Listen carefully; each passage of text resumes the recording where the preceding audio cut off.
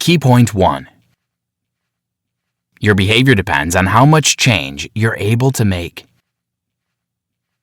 Change is constant in the world, and it comes at all levels: individual, organizational, and societal. In the year 2000, a group of unsuspecting moviegoers was subjected to a study that proved that people eat more when they are given more. The research, carried out by Brian Wansink, furthermore explained that you could control what people eat by the amount of food you give them. This theory goes on to prove that change is possible if the right quantity is applied. People resist change consciously and subconsciously because it's hard to deviate from what has been a default way of life without experiencing relapse or rebounds. Change requires a lot of dedication and commitment from people to work. There are 3 surprises about change that are not common knowledge with people. What looks like a problem with people is a situation problem. Laziness is often confused with exhaustion. And what looks like resistance is a lack of clarity and direction. There are hard and easy changes, which means that the duration of the techniques might differ. People react differently to situations, and not all behavior can be easily tweaked. The situation isn't everything you need to consider. Sometimes the situation is not enough. Sending an alcoholic to rehab might work well, but what happens when he leaves rehab and is faced with a world of alcohol at his beck and call? The problem with this is that most times the heart disagrees with the mind fervently. Humans have a congenital disorder that hinders clear thinking, feeling, and behavior. They need devices and support to be able to make the right decisions. Clocky, an alarm clock designed by Gauri Nanda, an MIT student, was made in a way that would jump about the room when it goes off, forcing the owner to get up from sleep and chase it about. Clocky was a way of getting people to wake up early because their schizophrenic nature would most likely force them back to sleep if they could snooze the alarm at arm's length. This summary explains how to make changes that will bring transformation into your life and work. Key point 2. The brain is composed of the rational side and the emotional side. Failure to balance these 2 sides is what causes terrible decisions and what makes it hard for change to be implemented. These 2 features can be classified as the elephant and the rider. The elephant represents the emotion, the feeling of protection. It's the drive that helps the rider to get things done. The rider is the rational part of you that tends to be more careful and calm. As mentioned earlier, both features must work together to achieve a higher goal. The rider provides the planning and direction while the elephant provides the energy. When rider and elephant disagree on which way to go, then you will definitely have a problem with your right path. Remember, self-control is an important aspect that you must focus on when you want to change. When people want to change things, they are moving away from behaviors that have become automatic, and rider does the supervision of this. When rider is out of control, it becomes tough to effect a change of any kind. You must also encourage the elephant the same way you direct the rider. The rider must know which path to follow because his actions mostly determine that of the elephant. Encouraging the elephant means giving it a solution to its problem. Accepting a problem without proffering a solution is only bound to make the rider spin his wheels around the same circle, thereby making the elephant stress itself without an end goal in sight. Telling people to stop drinking milk because it contains a lot of fat means you have exposed a problem. Now your audience is confused as to what they should take instead because they have to replace what they are stopping. The solution now would be to encourage them to take milk with less fat by making sure it's available for them to purchase and exhaust. This way you've appealed to the rider and the elephant, the rational and emotional part of humans. Alongside directing the rider and motivating the elephant, you must also shape the path for both of them to take. Shrinking the problem helps people adapt to change, as can be seen by the milk experiment. Key point 3. Give your rational mind a direction so your journey can be smooth. In 1990, Jerry Sternin was given an assignment by Save the Children to establish a charity home in Vietnam to reduce the level of malnutrition among kids. On getting there, Jerry and his family met a non-friendly environment that threatened to make their work challenging. So, rather than go through the traditional way of setting up a charity home, he decided to look for a bright spot. After extensive research with the help of the locals, Jerry discovered that the cause of malnutrition wasn't due to poverty, but because the children weren't being fed with the right food. Having found this bright spot, Jerry set up a home where mothers who fed their children well taught other mothers how to prepare good food with a balanced diet. Remember, finding the bright spots of a situation is one of the most effective ways to make a change. It helps direct the rider on which way to go. The rider is a thinker and a planner, but it has a terrible weakness, the tendency to spin his wheels. The rider's focus is mostly directed at tackling a problem instead of finding a bright spot, and this is not enough. Focusing on bright spots can be helpful for therapies and businesses, and in most cases, all you need to do is make a little change of course for your rider to the right path. To find bright spots, you should ask yourself questions like what's working and when can we do more of it? Decisions are the rider's turf. It is the field on which the rational mind loves to operate, and this is why they need full supervision and control. A study among doctors showed that they opted for the default plans when they were faced with more alternative options. This realization is termed decision paralysis. The more choices the rider is offered, the more exhausted the rider gets, which is why shopping is a lot more tiring than other light activities. Key point 4. Decision paralysis disrupts every aspect of your life unless you're conscious of it. Change brings new choices that create ambiguity that can be very confusing. At a point, you're lost as to which steps to take and what decisions to make. Here, the rider is trying to direct the elephant onto a new path, but the elephant keeps going back by default to the road it's used to. To prevent this, you need to script your critical moves by analyzing your present state, drawing a plan for the future from it, and acting on it as strictly as possible. Every journey needs a destination. A journey without a destination is a complete waste of time and effort. When you set the destination of your change, you're doing a great job in correcting one of the rider's biggest problems, the tendency to be misdirected in the analysis of situations. You must show the rider where you're headed.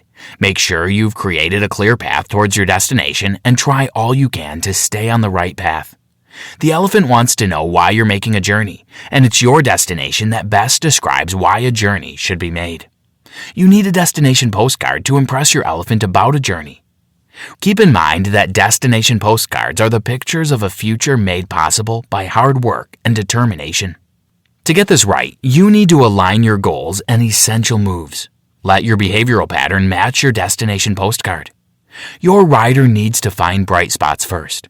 When you find bright spots, dwell on it, work on your failures without getting lost in it, and define your path clear for a better relationship between the rider and the elephant. Until you can ladder your way down from a change idea to a specific behavior, you're not ready to lead a switch. Chip Heath. Key point 5. Motivate the emotional side of your brain to make significant decisions. Successful changes have a start and an end, and most people think that's all there is to it. The most important aspect, which is the middle, is always overlooked, and that's why it's challenging to motivate the elephant. Change has a sequence, and as discovered through a study that was conducted by John Cotter and Dan Cohen, the pattern is see, feel, change. Instead of the conventional analyze, think, change. What this means is that you must see your situation for what it is, feel the connection between your decision and destination, then make a conclusion on which direction you're headed. Remember, you must be open-minded without being myopic to solve big problems and make significant changes. The human mind is inclined toward receiving praises and promises as a source of motivation. When people are close to payday, they put more energy into their work because they're going to receive payment very soon.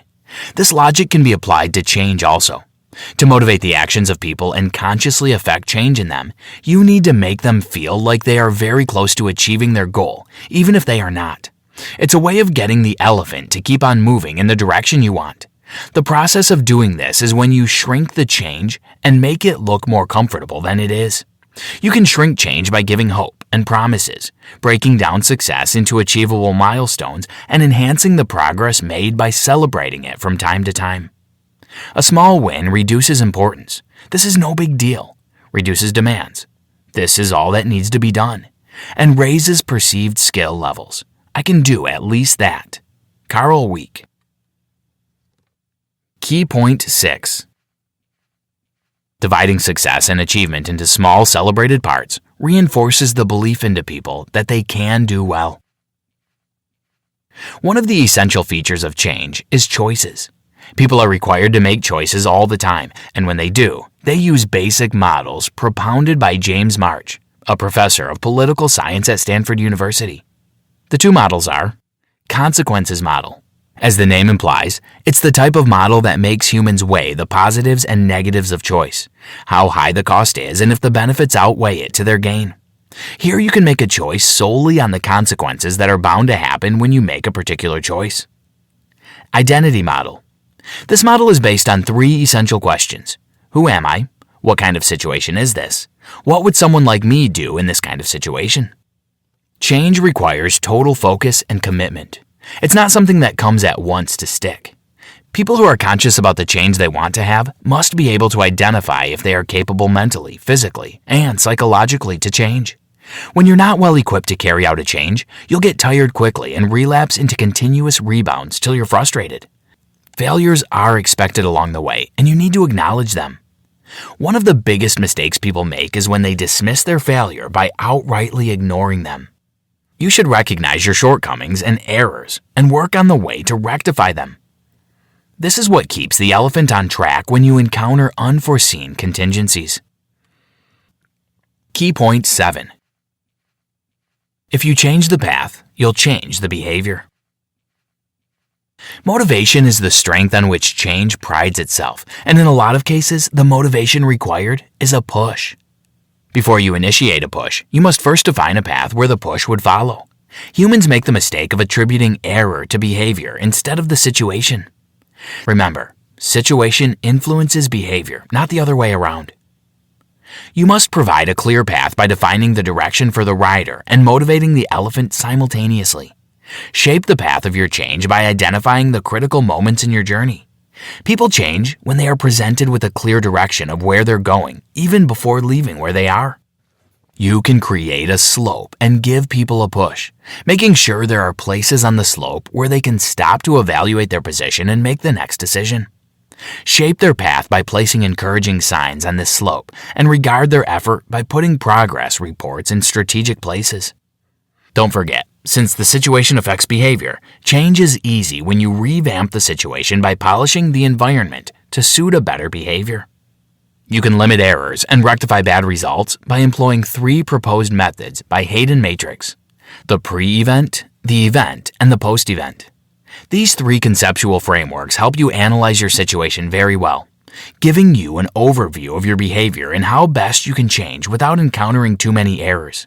Consider the sterile cockpit, where pilots aren't allowed to talk unless it's imperative when the plane is above or below 10,000 feet. This is to ensure that maximum concentration is guaranteed for both pilots, thereby reducing the risk of mistakes. Bad habits bring bad results, and bad results bring adverse changes.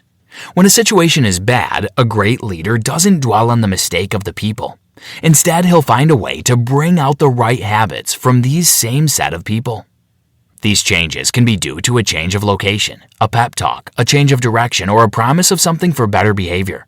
Studying your environment is one of the best ways to prepare yourself for a positive change. Sometimes your environment determines your behavior, and a change of location might be what you need to have a new feeling. Key point 8.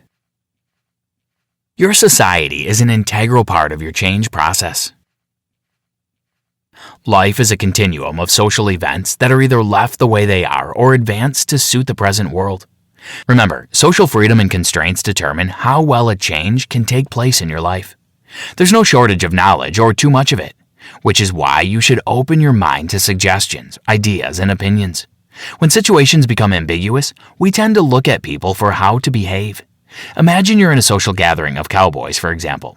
As a first-time attendee, you'll have to look around you to get a feel of how to behave among others to blend in. Behavior is very contagious. It's expected that in most situations, at least one person knows the right thing to do. But this isn't always so. Change is constant, and different situations arrive every day that are not common with a lot of people. When the rider leads the elephant on a path, there's a considerable chance that the elephant would want to follow a herd. So how do you create the right herd for your elephant to follow? You do so by aligning your behavior with that of those who have similar interests as yours. You can't hitchhike a truck going west while you're going east. Following people with the same goals helps you exhibit your change quicker. To change things, you must pay maximum attention to social experiences, signals, and interpretations. It's believed that a long journey starts with a single step, but so do short journeys. All journeys start somewhere, and a single step doesn't guarantee a successful long journey.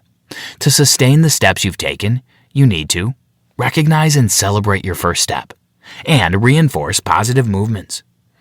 At this point, you've directed the rider, motivated the elephant, and shaped the path. Your journey is going on smoothly, and you've strategically placed your evaluation points across your path. But all of these can come to a halt if you don't reinforce your movement. Change isn't an event, it's a process. You can't skip the processes to an event and expect a good result. Reinforcement helps you to keep on moving because it gives you the motivation that you had when you took your first step and the subsequent ones after that. Conclusion. Humans need change to function properly. Change can come in any form, but it must be noted that not all changes are good. The best way to go about a positive change is to follow the laid down patterns that help shape the rider, the elephant, and the path.